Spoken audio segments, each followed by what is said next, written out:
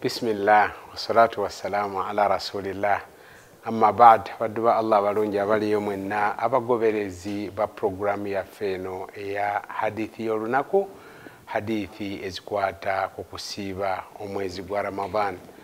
Tuddamu okubeebaza okubeera nti nno mutambudde bulungi okuva ku mwezi bwe gwatandika paka kati musiiba musaala mukola ebirungi ebisanyusa Allah subhanahu wa ta'ala mugende maaso bwe mutyo. Kakati olwaleero tugenda kwogera ku hadithi ekwata ku mukyala ali mu nsonga ze ez'omwezi asaala atya era asiiba atya. Hadithi ejibwa ku Abi Sa'id ng'ajja ku mukama waffe Nabi Muhammad sallallahu alayhi wa sallam ng'agamba nti قال النبي صلى الله عليه وسلم أليست إذا حاضت لم تصلي ولم تصم فذلك نقصان دينها. النبي صلى الله عليه وسلم بيالي ayogera ku mukyala n'agamba nti ng'ageraageranya eddiini y'omukyala n'ey'omwami oba ey'omukazi n'omusajja mu hadithi emu n'agamba nti eddiini y'omukyala nkendeevu. Bwe bamubuuza lwaki n'agamba nti temulaba bw'agenda mu nsonga ze tasaala era tasiiba.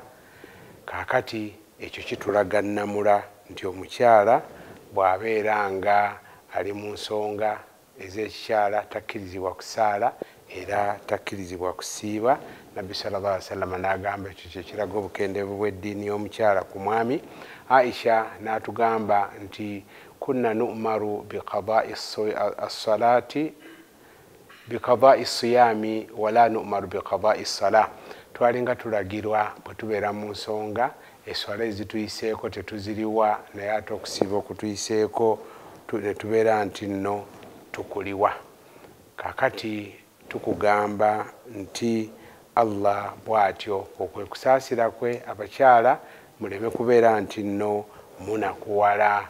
Naye kyetwagala okugamba nti omusaayi guno ogw'ensonga z'omwezi we gujjira wonna eswala tosaala n'okusiiba tosiiba. Naye ko okusiiba engeri gye kulina obudde tugamba nti kasita gujja ng'emmambya emaze okusala olunaku olwo lufu totawaana. Ate bw'obeera nga guzze ng'emmambya enjuba emaze okugwa olunaku lwo lwe wasiibye lutuufu. Naye bwe gujja nga ebulayo wadde eddakiika 2 oba 1 enjuba okugwa amakulu nti olunaku lwo lufudde. Naye bw'owulira obuwuliza obubonero nti mpulira omusaayi gutambula muli munda, simanyi mpulira embeera ekyankalanye, olubuto olunuma, ng'obubonero omukyala bw'atera okufuna ng'agenda mu nsonga, ekyo tekikufuula ayingidde mu nsonga era okusiiba kukubeera kutuufu paka nga gukakase gufulumidde ddala. Hadha wa sallallahu ala sayyidina Muhammad wa ala alihi wa sahbihi wa sallim walhamdulillahi rabbil alamin.